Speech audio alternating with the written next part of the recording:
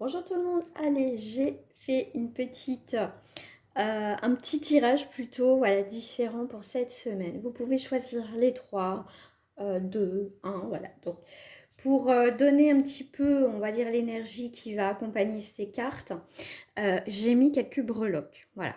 La première ici, c'est l'étoile. Le deuxième, ici, c'est les lunettes pour y voir beaucoup plus clair. Le troisième, j'ai mis comme une hache, enfin en tout cas pour casser quelque chose, hein, pour voilà, briser aussi, démonter quelque chose, un mur, quelque chose qui peut effectivement vous bloquer, hein. C'est vraiment faire effondrer aussi ce mur, cette carapace aussi d'une personne ou de toi, tu vois. Donc voilà, tu choisis, tu peux mettre sur pause si tu le souhaites, bien évidemment. Et alors, c'est parti.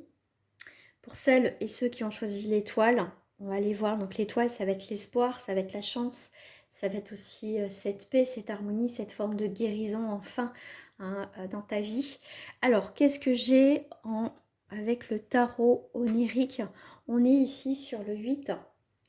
Le 8 de Pentacle, c'est vraiment la passion, c'est le perfectionnement ici avec cette toile d'araignée, euh, cette, euh, cette vocation, voilà, de réussir aussi, ce désir aussi de réussir. Donc, alors moi je découvre les cartes en même temps, parce que voilà, comme ça je suis pas influencée, j'aime bien voilà, aussi découvrir en tant que vous. Donc ça m'étonne pas avec cette étoile, cette opportunité que vous avez là, cette harmonie, cet espoir enfin de pouvoir recréer quelque chose dans votre vie. Le 8, c'est un chiffre qui est quand même assez fort, c'est la consolidation, c'est cette puissance, c'est quelque chose pour moi ici qui redémarre chez vous, hein.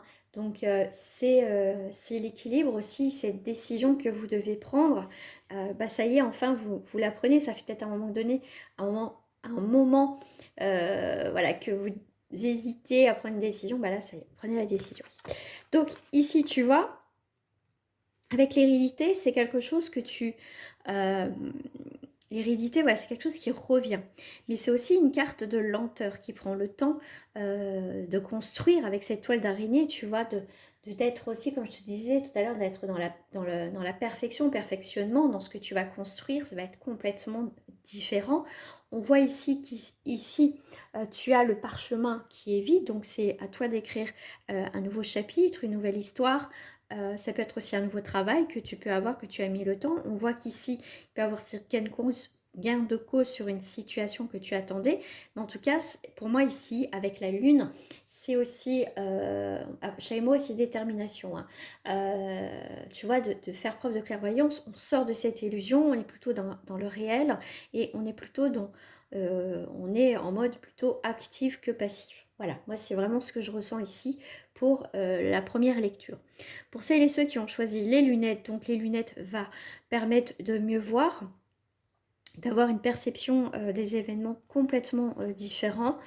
Alors, qu'est-ce que j'ai avec le tarot onirique? Eh bien, regarde, tu as l'empereur. Bon, l'empereur, c'est vraiment cette énergie d'autorité, de réussite, de structure et voilà, on organise les choses. On voit les choses différemment. Donc, le fait aussi de voir les choses différemment, de voir les choses telles qu'elles sont réellement, va te permettre au final de pouvoir aussi avancer dans des choses concrètes, d'accord? Hein, on a une perception différente. Alors, c'était peut-être un projet un peu flou. Et bien, ça y est. Pour moi, ici, il y a un éclaircissement par rapport à une situation. Ici, en plus, avec la carte de l'argent, donc ça peut être aussi une rentrée d'argent, bien évidemment. On te parle de structure, ça peut être ça aussi, hein, ça peut être créer aussi ton entreprise, ça peut être aussi un nouveau taf. Mais ici, il va pas avoir une perte d'énergie ni une perte d'argent. Je veux dire, tu vas pas être, alors pour donner à titre d'exemple, voilà, on va pas être non plus très riche ni très pauvre.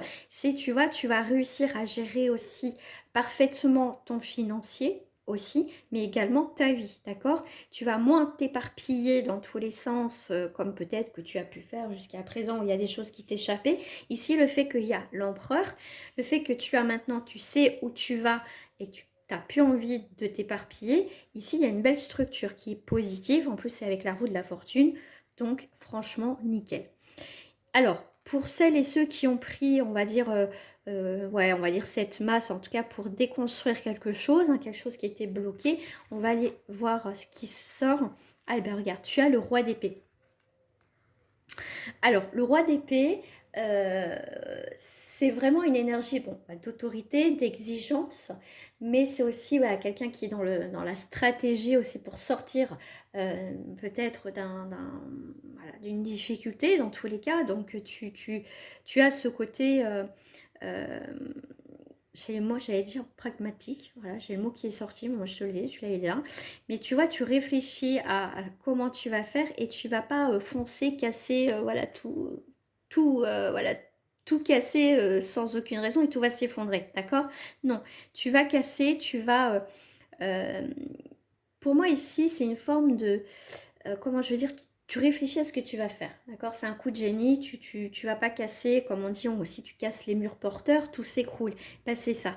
Tu vois, tu vas aller là, euh, tu vas, tu vas aller là où tu te sens déjà à ta place, mais tu vas faire les choses avec intelligemment, d'accord? Et ben regarde, ici avec le miroir magnétique, tu vas être attiré effectivement par autre chose, d'où aussi ce que tu vas péter, hein, peut-être les fausses croyances que tu as pu avoir jusqu'à présent. Mais je veux dire, en tout cas, tu vas avancer dans ta vie, mais avant ça, tu vas établir un peu un plan.